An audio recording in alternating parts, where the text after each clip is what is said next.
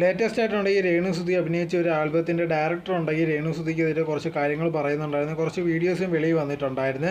അതിന് മറുപടി എന്നുള്ള രീതിയിലുള്ള ഇപ്പോൾ രേണുസുതി ലേറ്റസ്റ്റ് ആയിട്ടുള്ള ഒരു വീഡിയോ ഇട്ടിട്ടുണ്ടായിരുന്നു. അതിനകത്ത് പറഞ്ഞൊരു കാര്യം എന്ന് പറഞ്ഞാൽ തൻ്റെ അടുത്ത് കുറച്ച് ഇഷ്ടമല്ലാത്ത സീനൊക്കെ അഭിനയിക്കാൻ പറഞ്ഞിട്ടുണ്ടായിരുന്നു. തനിക്കത് പറ്റത്തില്ല, ഭയങ്കര വൾഗറായിട്ടുള്ള രീതിയിലുള്ള സീനാണ് ഷൂട്ട് ചെയ്യാൻ തുടങ്ങിയിരുന്നത്. അത് തൻ്റെ അടുത്ത് പറഞ്ഞപ്പോഴത്തേക്ക് തനിക്കത് ചെയ്യാൻ പറ്റില്ല എന്ന് പറഞ്ഞു. അതിനെ തുടർന്നാണ് ഇങ്ങനത്തുള്ള കാര്യങ്ങളൊക്കെ ഉണ്ടായെന്നാണ് രേണുസുതി പറയുന്നത്.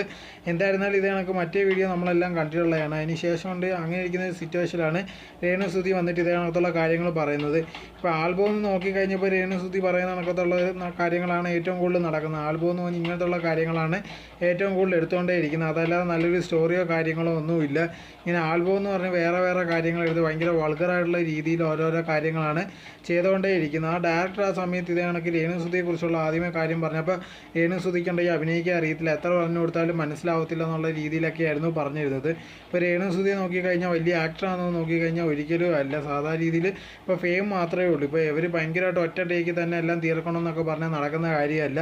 അതൊക്കെ അറിഞ്ഞിട്ട് വേണം ആൾക്കാരെ എടുക്കാൻ. സോ അങ്ങനത്തെ ഇരിക്കുന്ന ഒരു സിറ്റുവേഷനിൽ ഇത് കണക്ക് അവിടെ നിന്നുണ്ടായ ഒരു അനുഭവത്തെക്കുറിച്ചുണ്ട് ഈ രേണുസുതി പറയുന്നത് ഇങ്ങനെയാണ്. തനിക്ക് ഭയങ്കര മോശമുള്ളൊരു അനുഭവം ഉണ്ടായി, അതിനെക്കുറിച്ചുള്ള കാര്യങ്ങളൊക്കെ പറഞ്ഞപ്പോഴാണ് ഇപ്പോൾ ഇങ്ങനത്തുള്ള കാര്യങ്ങളെന്നൊക്കെയാണ് രേണുസുതി പറയുന്നത്.